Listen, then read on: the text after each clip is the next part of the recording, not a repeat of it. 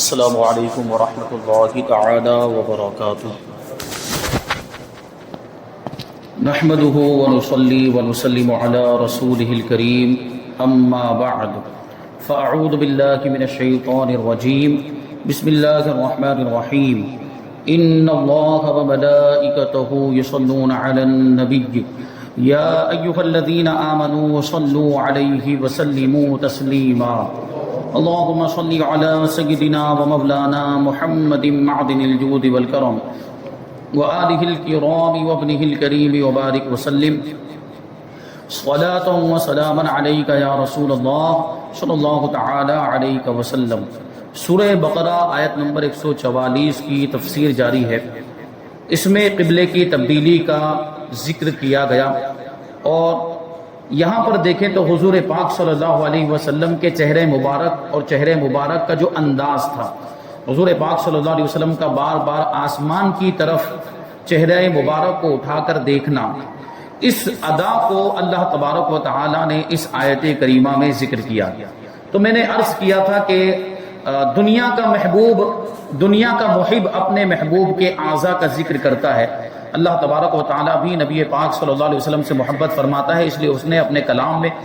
جا بجا نبی پاک صلی اللہ علیہ وسلم کے اعضاء بدن کا ذکر کیا۔ اس آیت کریمہ میں دیکھیں تو حضور پاک صلی اللہ علیہ وسلم کے چہرہ انور کا ذکر ہوا۔ اسی طریقے سے سورہ ضحیٰ والضحیٰ واللیل اذا سجا، اس میں والضحیٰ کا مطلب ہوتا ہے کہ چاشت کے وقت کی قسم۔ بعض مفسرین فرماتے ہیں کہ یہاں پر چاشت کے وقت سے نبی پاک صلی اللہ علیہ وسلم کا چہرہ مبارک مراد ہے، کیونکہ چاشت کا وقت کون سا وقت ہوتا ہے؟ جب سورج طلوع ہونے کے بعد بلندی پر آ جاتا ہے اور خوب روشنی پھیل جاتی ہے، اس وقت کو ضحیٰ کہا جاتا ہے، یعنی چاشت کا وقت کہا جاتا ہے، اور اسی وقت نماز چاشت بھی پڑھی جاتی ہے۔ تو یہ کیوں اس کو چاشت کا وقت کہا جاتا ہے؟ یہ خوب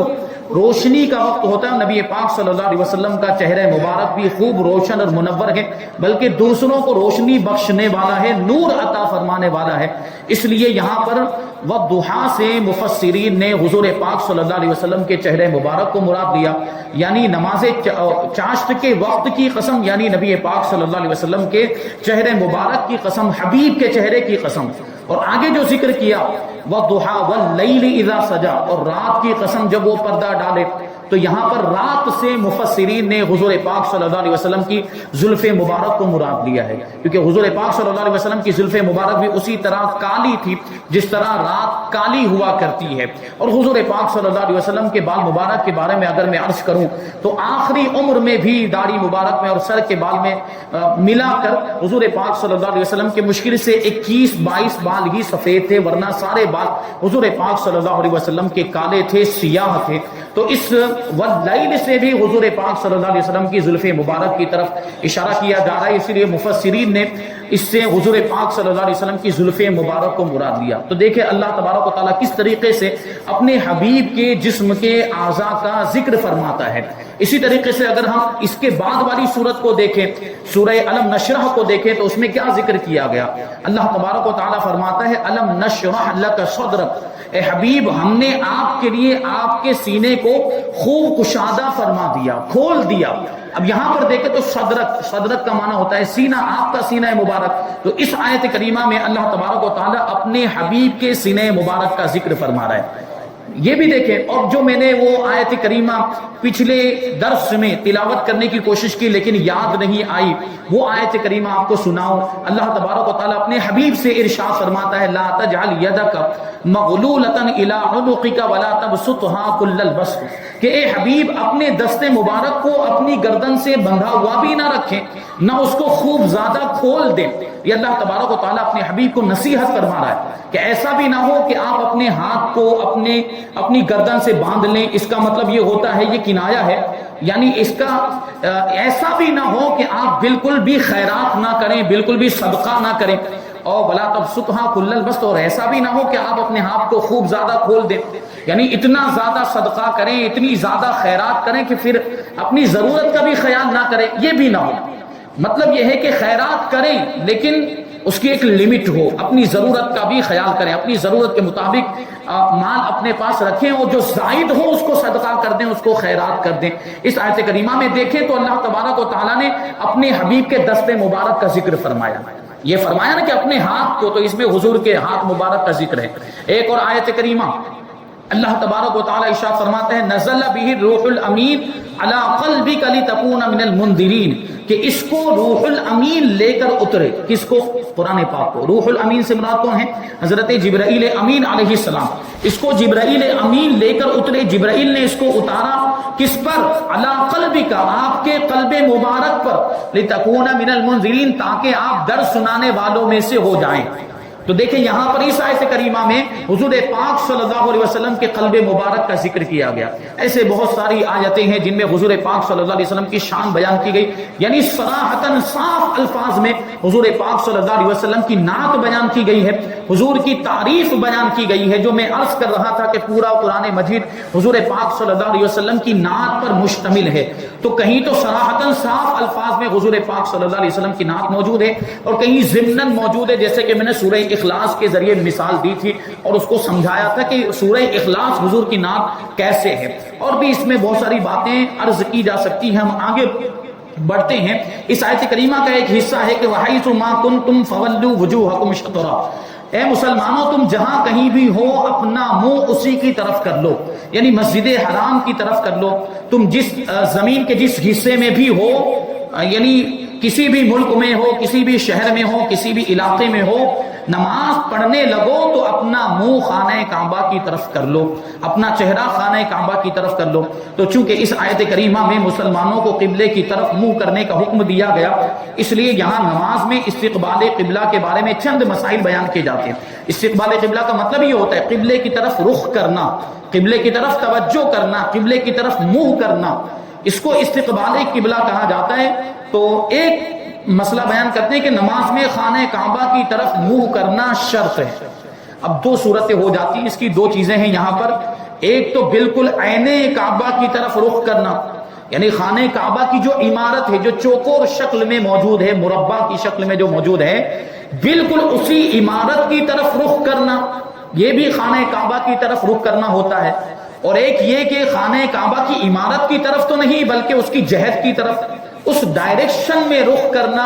اور اس جہت میں چہرہ کرنا، منہ کرنا، تو یہ دونوں چیزیں الگ الگ ہیں اور دونوں چیزوں کے احکام الگ الگ ہیں۔ اسی کو بیان کرتے ہیں دوسرے مسئلے میں کہ جو شخص عین کعبہ کی سمت خاص معلوم کر سکتا ہو، اگرچہ کعبہ آڑ میں ہو جیسے مکہ معظمہ کے مکانوں میں، جبکہ مثلا چھت پر چڑھ کر کعبہ کو دیکھ سکتے ہیں تو عین کعبہ کی طرف منہ کرنا فرض ہے۔ یعنی جو شخص خانہ کعبہ کی عمارت کو دیکھ سکتا ہے، بالکل عین کعبہ کو دیکھ سکتا ہے، تو دیکھ کر یا اس کی سمت معلوم کر کے بالکل عین کعبہ کی طرف، یعنی خانہ کعبہ کی عمارت کی طرف اس کے لیے رخ کرنا ضروری ہوگا۔ اور جو خود مسجد حرام کے اندر موجود، تب تو کوئی سوال ہی نہیں، جو مسجد حرام کے اندر موجود ہے اس کے لیے تو خانہ کعبہ کی طرف رخ کرنا ضروری ہی ہے۔ جو مکہ مکرمہ کے اندر موجود ہے، یعنی دوسرے علاقے میں مسجد حرام کے علاوہ، اور وہ اپنے مکان کی چھت پر چڑھ کے معلوم کر سکتا ہے یا کسی اور طریقے سے معلوم کر سکتا ہے کہ خانہ کعبہ کی عمارت کدھر ہے، تو بالکل عین کعبہ کی طرف اس کے لیے رخ کرنا ضروری ہے اور فرض ہے۔ اور جہت کی طرف رخ کرنا اس کے لیے کافی نہیں، اس ڈائریکشن میں صرف چہرہ ہو جائے یہ کافی نہیں، بلکہ اس عمارت کی طرف چہرہ ہونا ضروری ہے۔ اور جو شخص عین کعبہ کی سمت خاص معلوم نہیں کر سکتا، اگرچہ وہ خاص مکہ معظمہ میں ہو، اس کے لیے خانہ کعبہ کی جہت کی طرف منہ کر لینا کافی ہے، یعنی اس ڈائریکشن میں چہرہ کر لینا کافی ہے۔ جیسے کہ ہم اور آپ ہیں، ہمارے لیے یہاں رہتے ہوئے، اپنے ملک میں ہندوستان میں رہتے ہوئے خانہ کعبہ کی عمارت کو دیکھنا ممکن ہی نہیں ہے ظاہری طور پر۔ اگر کوئی کرامت کے ذریعے دیکھ لے تو الگ بات ہے، لیکن ظاہری طور پر عام انسانوں کے لیے یہاں رہتے ہوئے خانہ کعبہ کی عمارت کو دیکھنا ممکن نہیں ہے۔ تو ہمارے لیے کیا ضروری ہے؟ ہمارے لیے ضروری ہے کہ اس ڈائریکشن میں رخ کر لیں، اس جہت میں، جس جہت میں خانہ کعبہ ہے، ہمارے لیے وہ بیسٹ ہے۔ مغرب کی سمت ہمارے لیے، ہندوستان والوں کے لیے وہ خانہ کعبہ کی جہت ہے، تو اس طرف رخ کر لینا ہمارے لیے کافی ہے۔ جو یہاں پر ہم دیکھتے ہیں مسجدوں کے اندر اسی سمت میں مغرب کی جانب ہی دیوار قبلہ بھی بنائی جاتی ہے اور اسی جانب رخ کر کے نمازیں پڑھی جاتی ہیں، یہ جہت کی طرف رخ کرنا ہوا، یہی ہمارے لیے کافی ہے، کیونکہ ہم خانہ کعبہ کی عمارت کو یہاں سے دیکھ نہیں سکتے ہیں۔ تو یہ مسئلہ بتایا گیا، اور اس سے پہلے یہ مسئلہ آ چکا ہے وہ 45 ڈگری والا، 45 استقبال قبلہ کے تعلق سے 45 ڈگری جو جہت ہے، جو ہمارے لیے سمت بتا دی گئی ہے، اس ڈائریکشن میں 45 ڈگری کے اندر اندر اگر کوئی ہے، کیونکہ ایک ڈائریکشن جو ہوتا ہے، ڈائریکشن کتنے ہیں؟ 6 ڈائریکشن، اس میں سے یہ جو ڈائریکشن ہوتا ہے، ایک ڈائریکشن جو ہوتا ہے وہ 360 ڈگری کا ہوتا ہے۔ ارے وہ سارے ڈائریکشن چاروں طرف اگر آپ دیکھیں تو چاروں ڈائریکشن یہ مل کر 360 ڈگری بنتی ہے، اس میں سے ایک ڈائریکشن کتنے کا ہوگا؟ 90 ڈگری کا ہوگا، اور 90 ڈگری ہم کو بیچ میں کھڑے رہنا ہے، تو 90 ڈگری کا آدھا کریں گے تو 45 ادھر ہوگا، 45 ادھر ہوگا۔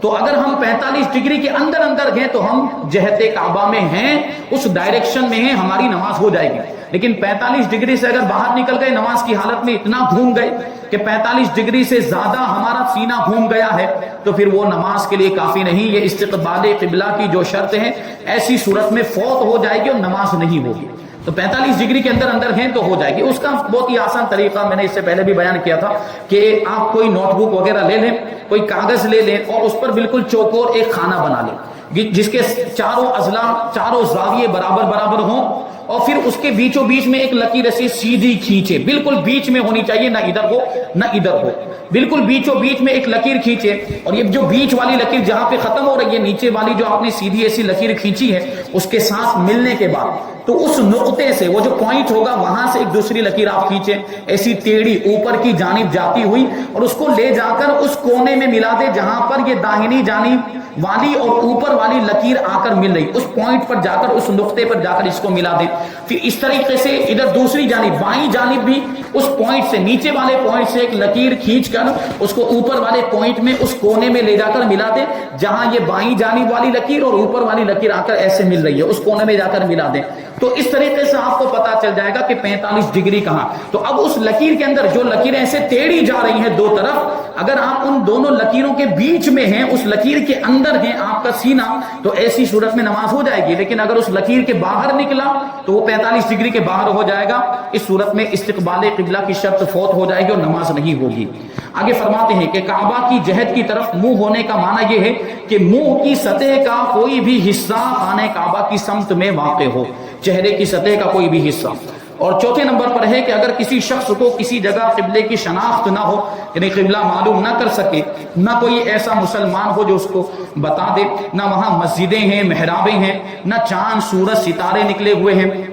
یا نکلے تو ہیں مگر اس کو اتنا علم ہی نہیں ہے کہ ان کے ذریعے سے وہ قبلے کی سمت معلوم کر سکے، تو ایسے شخص کے لیے حکم یہ ہے کہ وہ سوچے اور غور و فکر کرے، اور جدھر قبلہ ہونا دل پر جمے،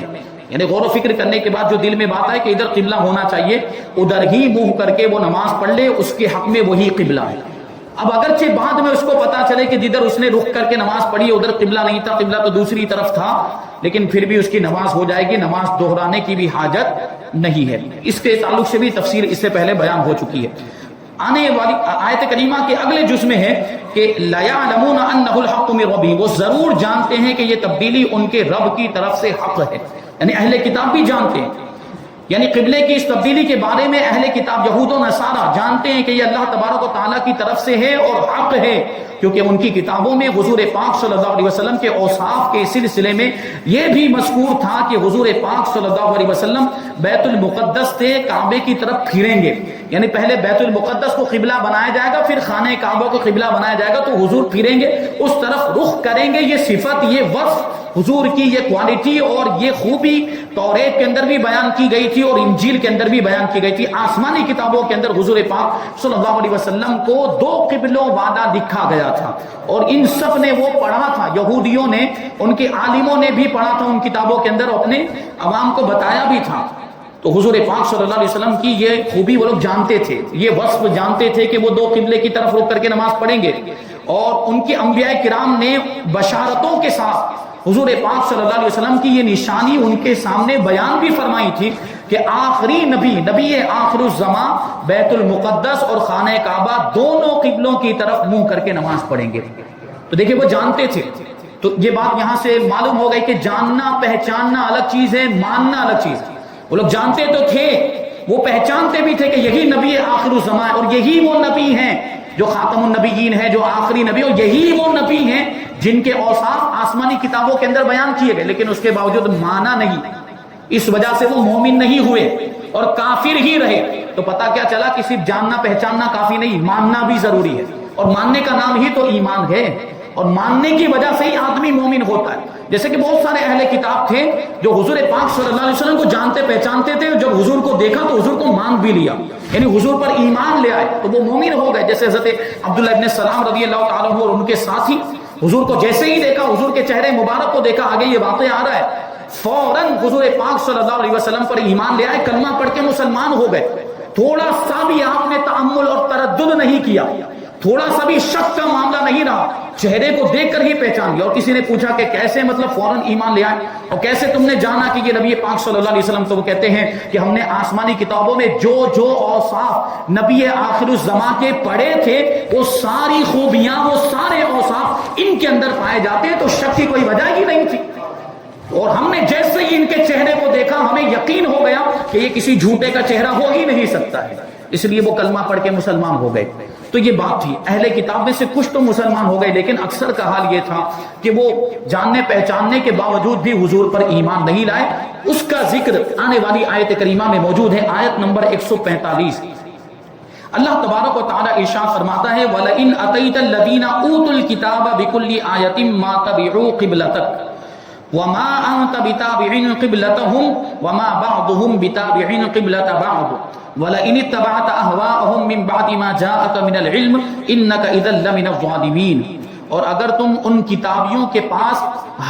ہر نشانی لے آؤ تو بھی وہ تمہارے قبلے کی پیروی نہیں کریں گے، اور نہ تم ان کے قبلے کی پیروی کرو، اور وہ آپس میں بھی ایک دوسرے کے قبلے کے تابع نہیں ہیں۔ یعنی یہود و نصارہ اہل کتاب آپس میں بھی ایک دوسرے کے قبلے کی پیروی کرنے والے نہیں، وہ کیسے اس کو آگے بیان کریں گے؟ اور اے سننے والے، یہاں پر غور کرنے کی ضرورت ہے کہ یہاں پر مخاطب کون ہے؟ یہاں نبی پاک صلی اللہ علیہ وسلم کی ذات مبارکہ کے ذریعے خطاب امت سے کیا جا رہا ہے، کیونکہ آگے جو بات بیان کی گئی وہ نبی پاک صلی اللہ علیہ وسلم کے لیے نہیں ہے۔ اور اے سننے والے، اگر تیرے پاس علم آ جانے کے بعد تو ان کی خواہشوں پر چلا، یعنی یہود و نصارہ کی خواہشوں پر چلا، تو اس وقت ضرور زیادتی کرنے والوں میں سے ہوگا۔ تو ظاہر سی بات، یہ بات تو نبی پاک صلی اللہ علیہ وسلم کے بارے میں نہیں کہی جا سکتی کہ حضور زیادتی کرنے والوں میں سے ہو جائیں، یا یہ کہ حضور پاک صلی اللہ علیہ وسلم علم آنے کے باوجود بھی یہود و نصارہ کی پیروی کریں۔ یعنی قبلے کی تبدیلی کا جب حکم آ گیا اس کے باوجود اب اگر خانہ کعبہ کی پیروی، یہ خانہ کعبہ کو چھوڑ کر بیت المقدس کی طرف رخ کر کے نماز پڑھیں، تو ایسی صورت میں یہ نبی پاک صلی اللہ علیہ وسلم کی ذات مبارکہ سے تصور ہی نہیں کیا جا سکتا کہ حضور ایسا کریں۔ تو یہ امت سے خطاب ہے، امت سے کہا جا رہا ہے اے سننے والو، قرآن پاک کو سننے والو، تمہارے پاس علم آ جائے، یعنی تم کو پتا چل جائے کہ قبلہ تبدیل ہو چکا ہے، خانہ کعبہ کو قبلہ بنا دیا گیا، اب اس کے باوجود بھی اگر کوئی یہود و نصارہ کے قبلے کی طرف رخ کر کے عبادت کرے گا تو وہ زیادتی کرنے والوں میں سے ہوگا، وہ ظلم کرنے والوں میں سے ہوگا۔ یہ بات اس آیت کریمہ کے اندر ذکر کی۔ ارشاد فرمایا کہ اے حبیب صلی اللہ علیہ وسلم، جن اہل کتاب کے دلوں میں عناد اور سرکشی ہے، عداوت ہے، دشمنی ہے اور نفرت کے معاملات ہیں، حسد اور جلن پیدا ہو گئی، آپ ان کے پاس قبلے کی تبدیلی کے معاملے میں اپنی سچائی پر دلالت کرنے والی ہر نشانی لے آئیں تو بھی وہ آپ کے قبلے کی پیروی نہیں کریں گے، کیونکہ ان کا آپ کی پیروی نہ کرنا یہ کسی شبہ کی وجہ سے نہیں ہے، یہ کسی شک کی وجہ سے نہیں ہے جسے دلیل بیان کرنے کے ذریعے زائل کیا جا سکے، دور کیا جا سکے۔ شک ہو، شبہ ہو، اس کے سامنے اگر دلیل دے دی جائے، حجت پیش کر دی جائے، اس شک کو دور کر دیا جائے، اس شبہ کو دور کر دیا جائے تو معاملہ کلیئر ہو جاتا ہے۔ لیکن یہاں ان کا نہ ماننا یہ کسی شک کی وجہ سے نہیں تھا، یہ کسی شبہ کی وجہ سے نہیں تھا، یہ ضد کی وجہ سے تھا، یہ ہٹ دھرمی کی وجہ سے تھا، اور ضد کا کوئی علاج نہیں ہوتا، ہٹ دھرمی کا کوئی علاج نہیں ہوتا۔ میں نے اس سے پہلے والے ہماری جو دوسری جگہ پر جو تفسیر ہوتی ہے، تفسیر نعیم میں، اس میں ایک جملہ آیا تھا ایسے کفار کے بارے میں جن کی قسمت میں کفر لکھ دیا گیا اور جو ضد کی وجہ سے کافر ہو گئے، ہٹ دھرمی کی وجہ سے، سرکشی کی اور عناد کی بنیاد پر کافر ہو گئے۔ ان کے بارے میں یہ جملہ لکھا تھا کہ وہم کا علاج کسی ڈاکٹر کے پاس نہیں ہوتا، وہم کا علاج کسی ڈاکٹر کے پاس نہیں ہوتا، اور ضد کا علاج کسی عالم کے پاس نہیں ہوتا۔ یعنی ضد کے مقابلے میں آپ جتنی بھی دلیلیں دے دیں، جب وہ ضد پر اڑا ہوا ہے تو آپ کی دلیلیں مانے گا ہی نہیں۔ تو اسی وجہ سے فرمایا گیا کہ آپ ان کے پاس ہر نشانی لے کر آ جائیں قبلے کی تبدیلی کے بارے میں کہ آپ سچے ہیں، پھر بھی وہ نہیں مانیں گے، آپ کی پیروی نہیں کریں گے، کیونکہ ان کا یہ انکار کرنا اور آپ کی پیروی نہ کرنا کسی شبہ کی وجہ سے نہیں جسے دلیل بیان کر کے زائل کیا جا سکے، بلکہ وہ آپ سے عناد رکھنے، دشمنی رکھنے اور حسد کی وجہ سے ایسا کر رہے ہیں، جلن کی وجہ سے ایسا کر رہے ہیں، حالانکہ وہ اپنی کتابوں میں موجود آپ کی یہ شان جانتے ہیں کہ قبلے کی تبدیلی کے معاملے میں آپ حق پر ہیں، ان کو معلوم ہے، کتابوں میں پڑھا، ان کے علماء نے ان کو بتایا ہے، پھر بھی وہ ماننے کے لیے تیار نہیں. تو اس کی وجہ کیا ہو سکتی ہے؟ ہٹ دھرمی، حسد، جلن. اور یہ حسد کی وجہ کیا تھی اس سے پہلے میں عرض کر چکا ہوں، کیونکہ وہ یہ چاہتے تھے، ان کی یہ خواہش تھی، انہوں نے یہ سوچا ہوا، اپنا ذہن بنایا ہوا تھا، جانتے تھے کہ ایک نبی آئیں گے جو آخری نبی ہوں گے، خاتم النبیین ہوں گے، لیکن انہوں نے اپنا یہ ذہن بنایا ہوا تھا کہ وہ نبی ہم میں سے ہوں گے، آخری نبی ہم میں سے ہوں گے، یعنی بنی اسرائیل میں سے ہوں گے. لیکن نبی آخر الزمان ہمارے آقا تو عرب میں پیدا ہو گئے، اللہ تبارک و تعالیٰ نے آپ کو عرب میں مبعوث فرمایا، تو یہ جل بھن گئے اور حسد کی آگ ان کے دلوں میں جلنے لگ گئی، اور اسی حسد کی وجہ سے انہوں نے نبی پاک صلی اللہ علیہ وسلم کا انکار کر دیا. اب ایمان لانے سے انکار کر دیا تو حضور پاک صلی اللہ علیہ وسلم کی ہر بات کے وہ منکر ہوتے تھے. پھر تو قبلے کی تبدیلی کا انکار کرنا بھی اسی زمرے میں آتا ہے کہ جب کوئی بات نہیں ماننے والے ہیں تو پھر یہ قبلے کی تبدیلی والی بات کیسے مان لیتے؟ تو اسی وجہ سے وہ حسد اور جلن کی بنیاد پر اس قبلے کا بھی ان لوگوں نے انکار کر دیا تھا اور پیروی نہیں کی تھی. تو اب یہاں سے حسد کے بارے میں کچھ باتیں بتائیں گے کہ حسد بہت بری چیز ہوتی ہے. حسد کی وجہ سے آدمی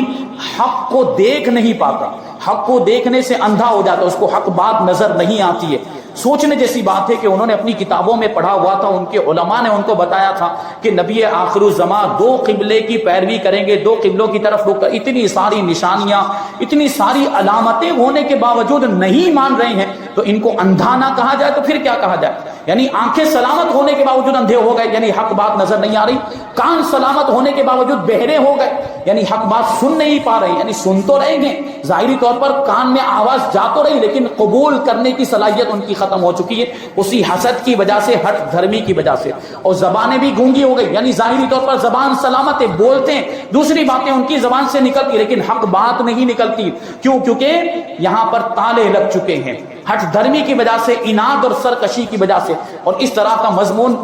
قرآن پاک کی بہت سی آیتوں کے اندر، دوسری آیتوں کے اندر کفار کے بارے میں آیا ہے کہ ان کی زبانوں پر تالے لگ گئے ہیں، ان کے کانوں پر تالے لگ چکے ہیں، ان کی آنکھوں پر مہر لگ چکی ہے. اس طرح کی اس مضمون کی آیتیں یہ منکرین کے بارے میں قرآن مجید کے اندر موجود ہیں. تو یہاں پر ابھی اس آیت کریمہ کی اور بھی کچھ تفسیر باقی ہے، تو انشاءاللہ تبارک و تعالیٰ اس کو ہم آئندہ درس میں شامل کریں گے. اللہ تبارک و تعالیٰ کی بارگاہ میں دعا ہے کہ جو کچھ بھی بیان ہوا اس پر ہم سب کو عمل کرنے کی توفیق عطا فرمائے، اور نور قرآن سے ہم سب کے دلوں کو روشن اور منور فرمائے. وما علینا الا البلاغ. السلام علیکم.